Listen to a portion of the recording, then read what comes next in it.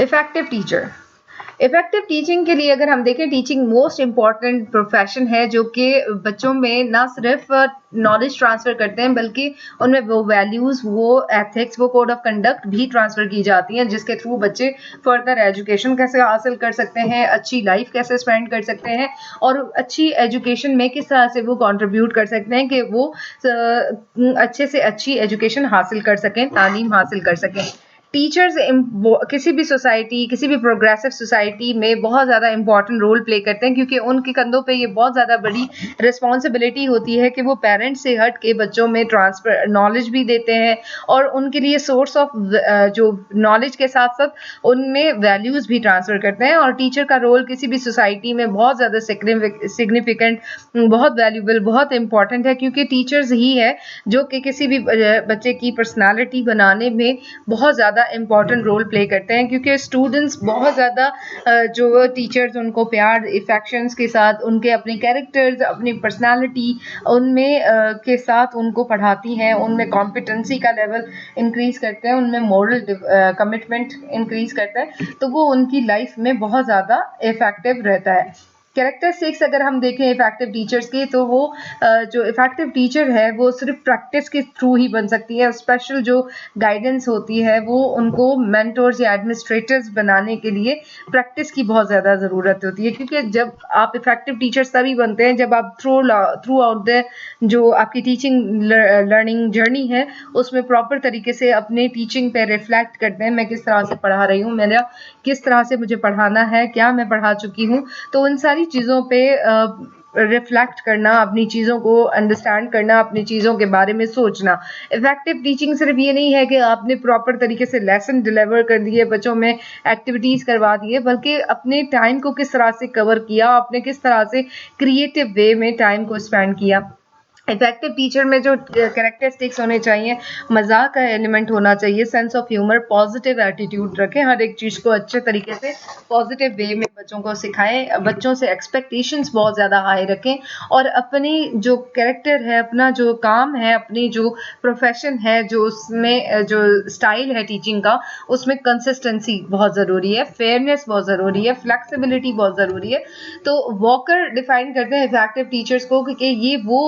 जो effective teaching के जो 12 करेक्टरिस्टिक्स हैं वो बहुत ज़्यादा इम्पॉर्टेंट है, क्योंकि वो स्टूडेंट्स में भी पॉजिटिव एलिमेंट लेकर आते हैं। जब टीचर्स प्रिपेयर्ड होती हैं, अपना काम प्रॉपर तरीके से करके आती हैं, लेसन प्लान करके आती हैं, उनको पता होता है कि उनके बच्चे किस तरह के हैं, उनको आज कौन सा कंटेंट पढ़ाना है, किस तरह से पढ़ाना है, कौन से वेज, कौन सी एक्टिविटीज़, कौन से स्ट्रैटेजीज यूज़ करनी होगी पॉजिटिव वे में, कि किसी की अगर जो बच्चों की एरर्स होते हैं उनको एलिमिनेट करना, उनकी गलतियों को खराब जितनी भी उन्होंने गलतियां की हैं उनको ख़त्म करना, बजाय इसके कि बच्चों में नेगेटिविटी की तरफ जो है वो ले आए। पॉजिटिव एटीट्यूड बहुत ज़्यादा इंपॉर्टेंट रखता है। बच्चों के लिए हाई एक्सपेक्टेशंस रखें, अपने लिए हाई एक्सपेक्टेशंस रखें कि मुझे आज कल से भी बहुत ज़्यादा बेहतर करना है, परसों और ज़्यादा बेहतर करना है। क्रिएटिविटी लेकर आएँ, रोज़ कोई ना कोई ऐसी चीज़ ले आएँ जो कि बच्चों के लिए क्रिएटिविटी हो सके, बच्चों के लिए अम्यूज़मेंट हो सके, बच्चों के लिए एक सरप्राइज़ हो कि टीचर आज हमारे लिए क्या नया कर सकती हैं। तो creativity is very much important. Fairness होनी चाहिए, हर एक बच्चे को प्रॉपर तरीके से एक ही तरह से डील करना चाहिए। पर्सनल टच जो है वो बहुत इंपॉर्टेंट रखता है कि बच्चों के प्रॉब्लम्स जितने भी हैं वो उनके पास जाके इंडिविजुअलाइज्ड लर्निंग की तरह उनके प्रॉब्लम्स को हाईलाइट करते हुए उनको सॉल्व करें। सेंस ऑफ बिलोंगिंग देखें कि बच्चों में अगर प्रॉब्लम्स हैं, बिहेवियर्स के हैं, किसी भी जो लर्निंग इश्यूज हैं उनको वो ख़त्म करने के साथ साथ उनमें प्यार मोहब्बत की जो एलिमेंट है वो ले आएँ। टीचर्स इफेक्टिव तभी बनते हैं जब वो अपनी गलतियां भी एडमिट करते हैं कि मुझसे ये गलती हो गई थी, आइंदा हम इसको इस तरह से नहीं करेंगे, या आइंदा वो हो सकता है कि उनकी गलती जो है वो किसी ने ना देखी हो, उनको अपनी ही गलती नज़र आई हो, तो वो उस पे काम कर सकते हैं। अगेन ये कि सेंस ऑफ ह्यूमर की वॉकर भी बात करते हैं कि आपके बातों में जब आप कंटेंट पढ़ा रहे हैं, कंटेंट पढ़ाते पढ़ाते आप कोई ऐसी बात करें ताकि बच्चे उसको मुस्कुराएं, उसमें हंसें, ताकि उनका जो माइंड है वो रिलैक्स रहे। बच्चों को रिस्पेक्ट दें और उनकी जो गलतियां हैं उनको, मिस्टेक्स को फॉरगिव कर दें, उनको भूल जाएं, बल्कि उनमें एक पॉजिटिव एलिमेंट ले आए, उनमें क्रिएट जो थर्स्ट है लर्निंग की वो क्रिएट करे। इफेक्टिव टीचर सिर्फ ये इन कैरेक्टर्स के साथ साथ उनमें कम्युनिकेशन ऑफ मटेरियल हो कि कौन कौन से मटेरियल हमें प्रोवाइड करना है, क्लासरूम मैनेज कैसे करना है, एनवायरनमेंट को बहुत कंड्यूसिव वे में लेकर आना है, और मोटिवेशन स्टूडेंट्स के लिए बहुत ज़्यादा इंपॉर्टेंट है। कम्युनिकेशन एंड इफेक्टिव टीचर में अगर हम कम्युनिकेशन का वर्ड देखें तो ये वो एक्ट है जिसमें आप स्पेशली न्यूज़ है, इंफॉर्मेशन है, वो ट्रांसफ़र करते हैं। ये वो साइंस है जिसमें हम इंफॉर्मेशन को ट्रांसफ़र करते हैं, एक अपनी बात दूसरे तक पहुंचाते हैं। इस डेफिनेशन के मुताबिक अगर हम टीचिंग और कम्युनिकेशन को देखें तो ये बहुत ज़्यादा इम्पॉर्टेंट एलिमेंट है, क्योंकि टीचर्स प्रॉपर तरीके से कम्युनिकेट करते हुए अपनी नॉलेज इंफॉर्मेशन बच्चों तक ट्रांसफ़र करते हैं। और कम्युनिकेशन एक बहुत कॉम्प्लेक्स टर्म है, क्योंकि कम्युनिकेशन प्रोसेस में एक तरफ सेंडर है, मैसेज है, और रिसीवर है। सेंडर जो मैसेज सोचते हैं उसके बाद वो अपने मैसेज को वर्ड्स में कन्वर्ट करते हैं और फिर अपने वर्ड्स को एक्सप्रेस करते हैं। इसी तरीके से अगर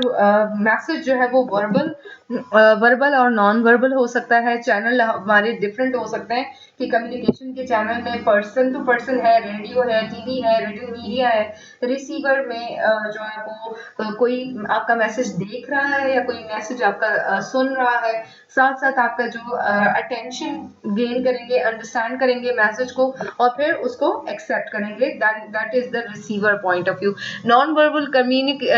वर्बल कम्युनिकेशन या बॉडी लैंग्वेज में अगर हम देखें वो वेज ऑफ टॉकिंग है, हाथों की मूवमेंट्स है, साउंड्स है, आई कॉन्टेक्ट्स है, आपकी क्लोजनेस है, अपीयरेंस है, फेशियल एक्सप्रेशंस है, पोस्चर्स है, हेड मूवमेंट्स है, बॉडी कॉन्टैक्ट्स है, ये सारी चीजें आपकी आ जाती हैं नॉन वर्बल कम्युनिकेशन में। मोटिवेशन ऑफ स्टूडेंट्स अगर हम देखें तो ये बहुत ज्यादा इंपॉर्टेंट है कि बच्चों को पढ़ाने के लिए उनको मूव करना होगा, क्योंकि मोटिवेशन रेफर करती है टू मूव और टू गेट समवन मूविंग। तो मोटिवेट करना किसी को कि आप कर सकते हैं, आप उनमें ऐसा बिहेवियर ट्रांसफर कर रहे हैं, आप उनमें वैसे बिहेवियर उनको कॉन्फिडेंस दें कि आप ये काम कर सकते हैं, तो आप उसके लिए ज़्यादा मोटिवेशनल जो प्रॉब्लम्स है, अगर किसी में मोटिवेशन का प्रॉब्लम है तो वो उनको बताएं कि ये डिफरेंट डिफरेंट लोगों ने इस तरह से किया है, आप भी कर सकते हैं। और एजुकेशन में मोटिवेशन का बहुत ज़्यादा इम्पॉर्टेंट है, क्योंकि बच्चों को लर्निंग की तरफ लेकर आना, एकेडमिक सेटिंग में प्रॉपर तरीके से बिठाने के लिए कोई ना कोई मोटिवेशन होती है, तभी वो प्रॉपर तरीके से बैठ सकते हैं। Motivate learners by helping them develop expectancy that a benefit will occur as a result of their participation and as instructional experiences के। जब आप इंस्ट्रक्शनल एक्सपीरियंसेस करते हैं तो बच्चों को ये बताएं कि आप जितना टीचिंग लर्निंग प्रोसेस में आप जितना चीज़ों को पढ़ेंगे उतना ही ज़्यादा आपके लिए फ़ायदा होगा, और वो फ़ायदे आप उनको बताएं कि आपको एकेडमिक फ़ायदा क्या होगा, आपको फाइनेंशियल फ़ायदा क्या हो सकता है, आपको रिसोर्सेज में क्या फ़ायदे हो सकते हैं, कि जब आप पढ़ाई करते हैं तो आप बड़े होके आपको ये जॉब मिल सकती है, आप उससे इतनी अर्निंग कर सकते हैं, इतना आप अपने लाइफस्टाइल को चेंज कर सकते हैं। तो उनके लिए उनके हिसाब से आप मोटिवेशन के एलिमेंट्स बना सकते हैं। मोटिवेशन बेसिकली स्टिमुलेट करता है कि बच्चे की जो डिजायर है उसको किस तरह से उस बिहेवियर के मुताबिक लेकर आए ताकि वो उस डिजायर को पूरा कर सके। मोटिवेशन की जो टाइप्स हैं वो एक्सट्रिंसिक मोटिवेशन है, जो कि बैरूनी जो मोटिवेशन होती है, कि बच्चों को बताएं कि अगर आप इस एक्टिविटी में इंक्लूडेड हैं तो आपकी इस एक्टिविटी से आपको क्या आउटकम हो सकता है, आपको क्या फ़ायदे हो सकते हैं, आपको क्या वो बेनिफिट्स हैं वो जो मिल सकते हैं, जो कि आप इस पर्टिकुलर टीचिंग लर्निंग प्रोसेस में जो कोई भी चीज़ सिखा रहे हैं तो बच्चों को बताएं कि इसके सीखने के बाद आपको ये फ़ायदा हो सकता है। इंट्रिंसिक मोटिवेशन ये है कि बच्चों में आप सेल्फ ऐसी फैक्टर्स डेवलप करें कि बच्चों को इंटरनली मोटिवेटेड हों, दिल से वो काम करने के लिए तैयार हो जाएं, क्योंकि वो उनमें क्यूरियोसिटी जनरेट करें, उनमें कॉन्फिडेंस दें, उनको बताएं कि आप ये काम करेंगे तो कितना सेटिस्फाइड फील करेंगे आप काम को करते हुए।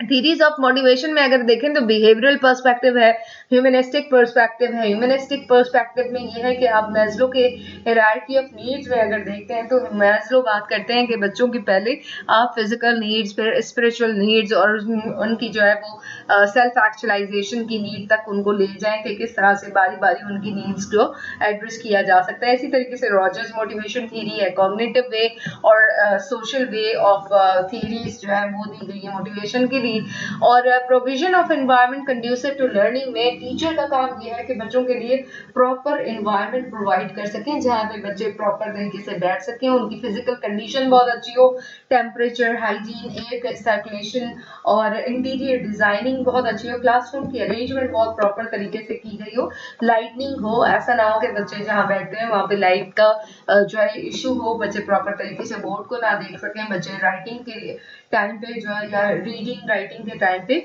उनके जो अंधेरे में ना हो, उनके प्रॉपर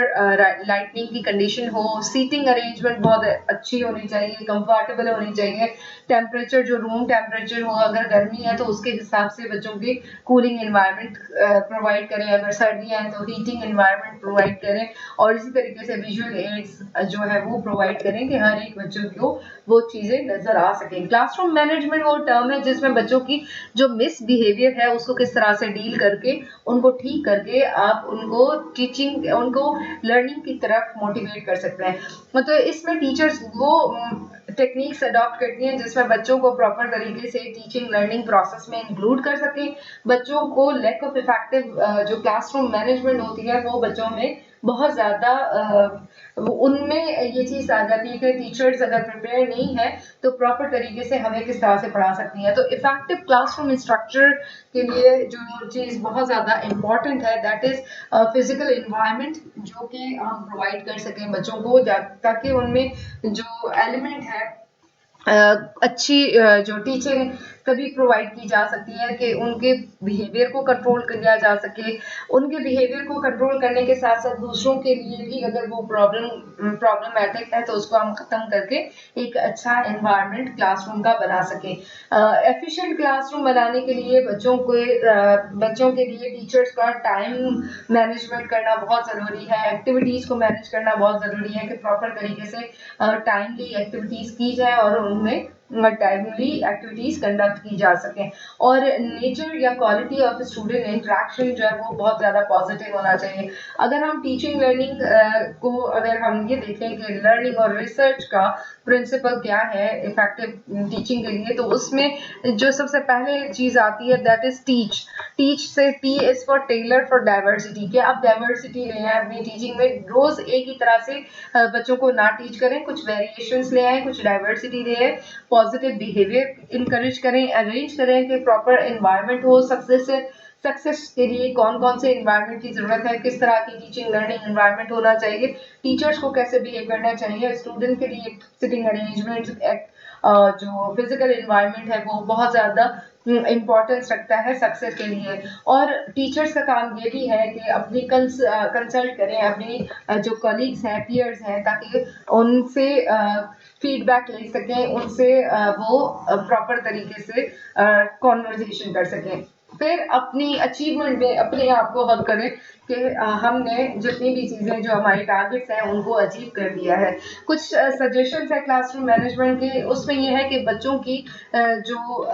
बच्चों को पहले आप ऑब्जेक्टिव्स बताएं कि हम क्या पढ़ने जा रहे हैं। आप उनको बताएं कि ये जो हम पढ़ रहे हैं उसका लिंक क्या है, क्योंकि हम सेगमेंट्स में पढ़ते हैं, आइसोलेट सेगमेंट्स में उनको किस तरह से लिंक किया जाएगा होल के साथ। कि जो आप अभी फॉर एग्जाम्पल अगर ग्रामर का कोई कॉन्सेप्ट पढ़ रहे हैं तो वो ग्रामर के कॉन्सेप्ट में आपको अगर आप ऐसे राइटिंग करेंगे तो उसमें ये कॉन्सेप्ट आपको किस तरह से हेल्प कर सकेंगे। फिर बच्चों को ये भी बताएं कि इसकी रेलेवेंसी क्या है, ना सिर्फ एक पर्टिकुलर प्रैक्टिकल यूजफुलनेस बताएं बल्कि उसको ये भी बताएं कि अगर आप इस नॉलेज को किसी भी सब्जेक्ट मैटर में अडॉप्ट करते हैं, वहां पे इसको लिंक करते हैं, तो आपको किस तरह से इसकी का फायदा हो सकता है। वैरायटी ऑफ अप्रोचेस यूज कर सकते हैं जिसमें बच्चों की इनपुट बहुत ज्यादा जरूरी है कि बच्चों से आप प्रेजेंटेशन करवाएं, बच्चों से रिसर्च का काम करवाएं, बच्चों को लर्निंग स्टाइल्स के मुताबिक रिसर्च करें कि कौन सा बच्चा किस तरह से पढ़ रहा है, उसको उस तरह से पढ़ाया जा सके।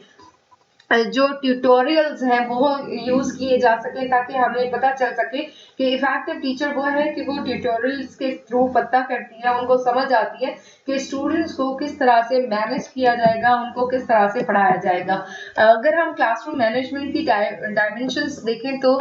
इसमें बच्चों के काम को कैसे ऑर्गेनाइज करना है, इवैल्यूएट कैसे किया जाएगा, प्लान कैसे किया जाएगा, उनसे रिलेटेड मटेरियल कैसे प्रोवाइड करें, रिसोर्सेज कैसे दें, कौन कौन से रिसोर्सेज रिक्वायर्ड होंगे, लर्निंग एक्टिविटीज टास्क कौन से होंगे, सोशल टास्क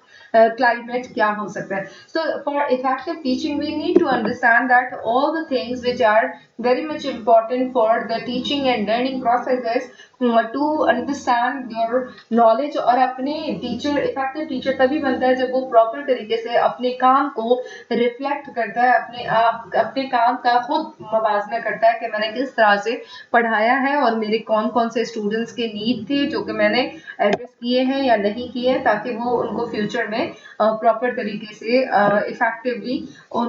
पे काम कर सकें.